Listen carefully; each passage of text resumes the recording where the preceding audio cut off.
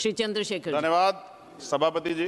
सभापति जी, मैं आज की अपनी बात की शुरुआत किसान आंदोलन में शहीद हुए सभी किसानों को नमन करते हुए और अपनी जो स्पीच है उनको समर्पित करते हुए रखूंगा। सभापति जी, जब हम इस सदन में एसी में बैठ के बजट के आंकड़ों पर चर्चा कर रहे हैं तो हमें याद रखना चाहिए जिसके लिए चर्चा कर रहे हैं वो किसान पसीना बहा रहा है, उसका वो संघर्ष कर रहा है, उसका परिवार संघर्ष कर रहा है। सभापति जी, आज भारत में लगभग 50% आबादी कृषि पर निर्भर है, लेकिन देश के कुल जीडीपी के कृषि का योगदान लगभग 15-16% है। इसका सीधा अर्थ यह है कि देश का सबसे बड़ा वर्ग जो हमारी खाद्य सुरक्षा सुनिश्चित करता है वह सबसे कम आय पर निर्भर है।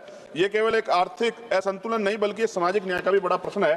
तो मैं, क्योंकि समय का मैं गंभीरता से विषय पे बात रखनी है, मैं मंत्री जी से पूछना चाहता हूं कि जो कृषि का बजट है इस बार लगभग 1.5 लाख करोड़, पहली नजर में तो बड़ा दिख रहा है, लेकिन जो जमीनी जरूरतें अगर उनको देखते हैं तो ये तो बहुत कम दिखाई देता है। महंगाई लगातार बढ़ रही है।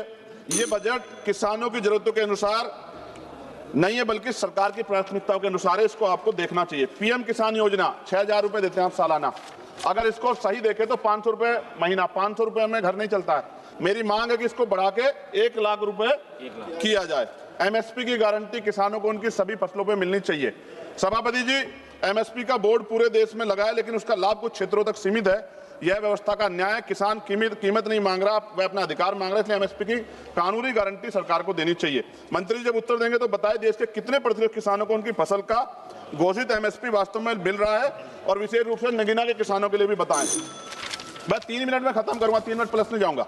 फसल उगाता है मगर दाम नहीं मिलता, मेहनत का हक उसे हर शाम नहीं मिलता, बाजार में उसकी कीमत कोई और तय कर देता है, उसका पसीना भी जैसे सस्ता कर देता है। किसान भीख नहीं अपना अधिकार मांगता है, वो अपने पसीने का सिर्फ उचित दाम मांगता है। फसल बीमा योजना पे भी सरकार ध्यान दे। किसान आत्महत्या कर रहे हैं इतने बड़े पैमाने पे, मैं मानता हूं अगर किसानों को निराश होकर आत्महत्या करनी पड़ी तो सरकार को जिम्मेदारी उठानी चाहिए, ये सरकार की जिम्मेदारी है। सभापति जी, पिछले 10 वर्षों में उत्तर प्रदेश में जब मंत्री जवाब देंगे तो बताएं कितने किसानों ने आत्महत्या की है और उन्होंने उसको रोकने के लिए क्या कदम उठाए। मैं अब अपने क्षेत्र की मांग करूंगा। नगीना क्षेत्र में किसान गन्ने से परेशान है, गन्ने के रेट से। मेरी मांग है, डबल इंजन की सरकार है यूपी में, यहाँ 500 रुपए किसानों गन्ने का मूल्य करना चाहिए। दूसरा, 14 दिन के अंदर उसको पैसा मिल जाए। आलू का किसान परेशान है उत्तर प्रदेश को, पर्याप्त दाम नहीं मिल रहा है। ईरान की वजह से, युद्ध की वजह से यूरिया जो है उसकी स्थिति खराब होगी। हमारे यहाँ पे कई नहरें जो जर्जर हो गई, समय पे पानी नहीं मिलता। अंत में सभापति जी, वो खेतों में मेहनत करके देश को खिलाता है, खुद अपने हक के लिए भटकता रह जाता है। वो वोट के समय सबसे पहले याद आता है, लेकिन बजट में उसको हिस्सा क्यों कम मिलता है?